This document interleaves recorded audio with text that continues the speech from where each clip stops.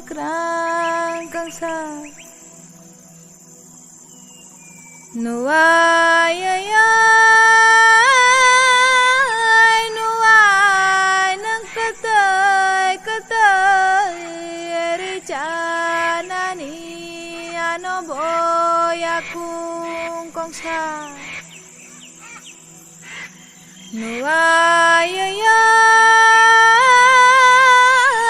Nuwai nang katay katay Shugay chanani ano bo buku kaisa Nuwai yoyoi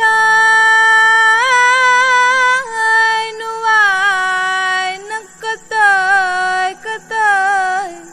Hayung genangge beray nay nani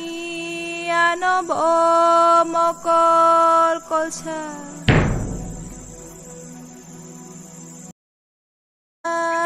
kangsa